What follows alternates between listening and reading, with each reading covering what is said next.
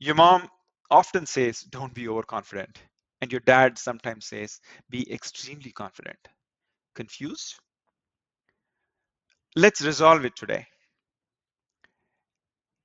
If you ask 100 people to rate their driving skills, 80 out of the 100 people will say that their driving skills are better than average.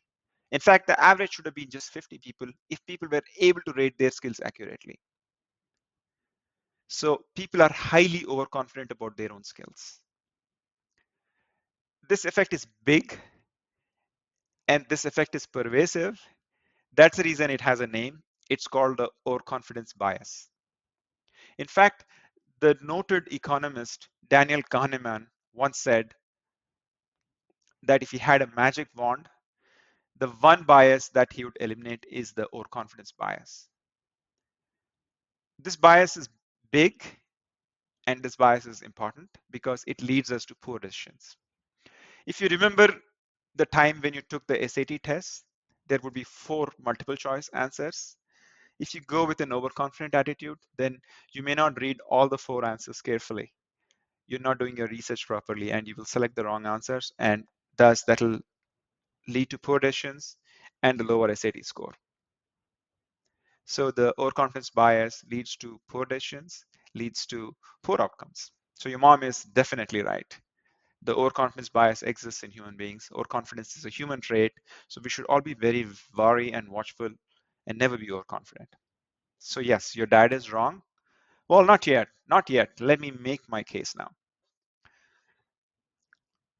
There is a lot of research over the last 40, 50 years that having a positive attitude, being highly confident, leads to better learning outcomes.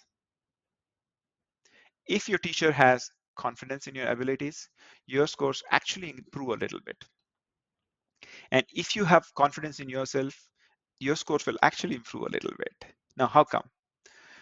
Research is conclusive on this particular aspect. If you are positive and if you're confident, then your physiology, your emotions, your brain physiology changes such that you learn better. And incremental learning over time leads to better outcomes.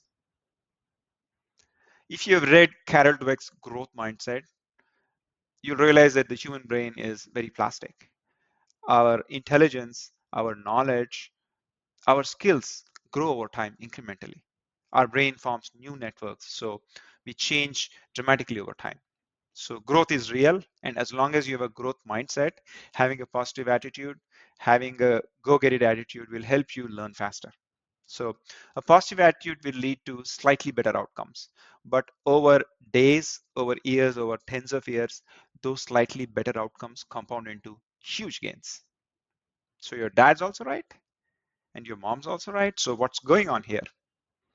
So this particular question was resolved by Bill Gates. Bill Gates made a simple statement. He said, we tend to overestimate what we can achieve in 1 year, and we tend to underestimate what we can achieve in 10 years.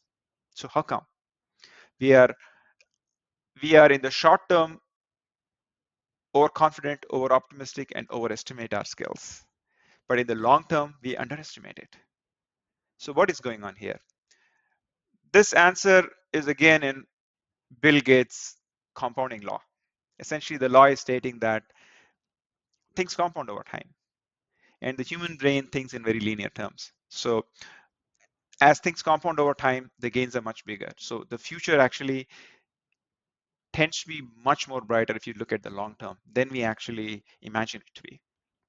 As an example, right, if I look at 10 years back, I would not ever have imagined the sharing economy. I couldn't have imagined that I could take an iPhone, call an Uber ride, or call DoorDash, or book a hotel reservation. So some of the changes that happen over 10 years are unimaginable. So they're bigger than we estimate. So this is real. With the changes in technology accelerating at a much greater rate over the last 10, 20 years, technology is enabling human beings to learn at faster rates as well as change our world at a faster rate. This compounding effect is becoming even bigger. Having a positive attitude, learning more incrementally with a positive attitude will actually put you on an exponential path to growth.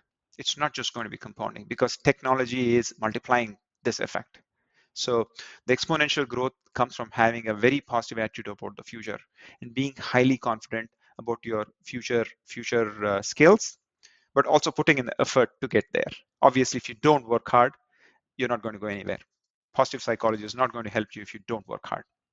But if you work hard, if you put in the paces, then it's better to be confident. All things being equal, confidence and a positive attitude will take you further. That's what research is saying. So who's more right? Is your mom more right or is your dad more right? I tend to think that your mom is more right. That's because you need to have your feet firmly planted on the ground. Because only when you have your feet firmly planted on the ground can you push the floor and accelerate it upwards towards the stars. So yes, keep your feet firmly planted on the ground, push, look upwards, and shoot for the stars.